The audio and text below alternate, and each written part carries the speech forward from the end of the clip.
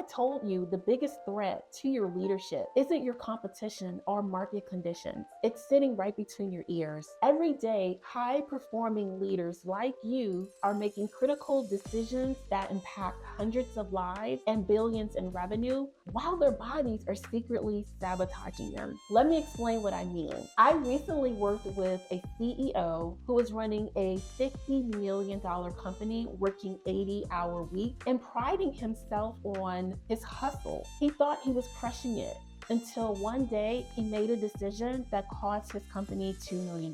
Not because he lacked the expertise or intelligence, but because his stress levels had compromised his judgment without him even realizing it.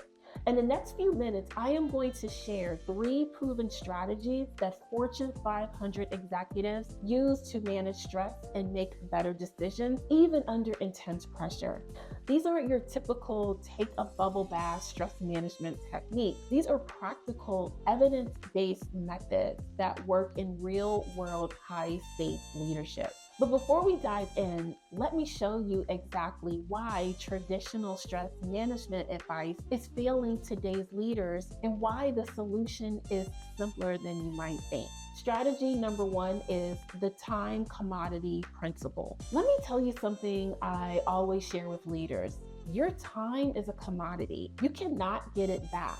Everything else in life, money, positions, relationships, you can get back, but you can never get your time back. And here's what most leaders miss. How you manage your time directly impacts your stress levels and decision-making ability. This is where the Eisenhower matrix comes in, but I use it differently than most. Instead of just categorizing tasks, we're going to use it as a stress reduction tool. Here's how. When you look at everything on your task list, you need to make 4 critical decisions. What can I do? Meaning what is urgent and important.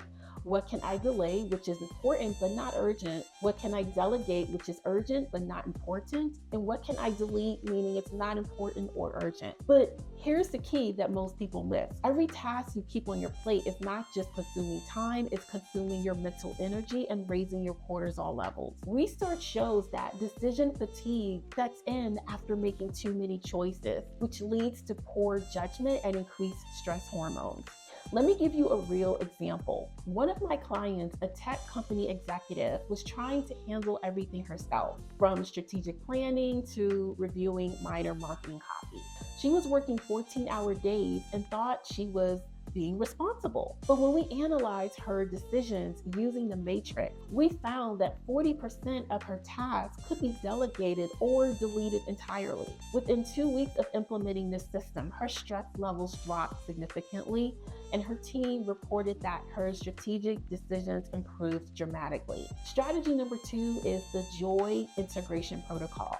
Now, this second strategy might seem counterintuitive for high pressure leaders, but it's absolutely critical. You must carve out time for activities that bring you joy. And I'm not talking about scheduling mandatory fun.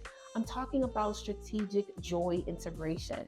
Here's why this matters. Research shows that positive emotions actually expand our cognitive resources and improve decision-making capabilities. When we experience joy, our brains release dopamine and serotonin, which not only reduces stress, but also enhances our ability to create creative solutions and make better choices. The key to identifying activities that genuinely bring you joy, not what you think you should be doing, can be realistically integrated into your schedule and provide a true mental break from work. For example, one of my clients, a CFO at a Fortune 500 company, was skeptical about this approach. He thought he didn't have time for fun, but when we identified that playing tennis was something that truly energized him, we built it into his schedule twice a week. The results, his team noticed he became more approachable, made decisions faster, and actually got more done in less time. Strategy number 3 is the physical optimization framework. This final strategy is where we get scientific about stress management. Many people underestimate the power of optimal physical health in managing stress levels. When we are fitter and healthier, we just don't feel and look better. We literally make better decisions. Here's the science behind it. Chronic stress increases cortisol levels, which can lead to impaired judgment, decreased cognitive function, poor sleep quality, a weakened immune system, and high blood pressure.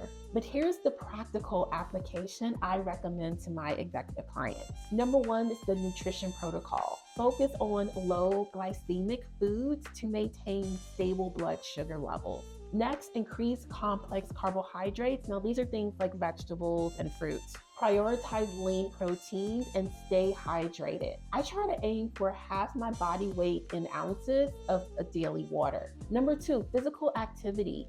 The framework should be 150 minutes of moderate exercise a week, broken down to what fits your schedule. Include both cardio and strength training and focus on consistency over intensity. Number three, preventative care.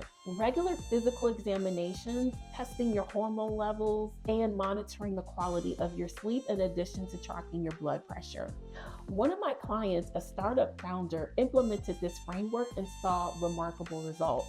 Not only did his stress levels decrease, but his team reported that his decision-making became more measured and effective. His company's growth accelerated because he was operating at peak mental capacity. Before we wrap up, I want to mention that if you're struggling with implementing these strategies, I've created a free executive stress management blueprint that breaks down exactly how to put these principles into practice. Click the link in the description to download your complimentary copy. So let's recap 3 critical strategies. We've covered the time commodity principle using the Eisenhower matrix to reduce decision fatigue. The joy integration protocol, strategically incorporating activities that boost cognitive function. The physical optimization framework, which is evidence-based approach to maintain peak mental performance. Here's what I want you to do right now. Take out your calendar and identify one task you can delegate today, just one. Then schedule one 30-minute block this week for an activity that generally brings you joy.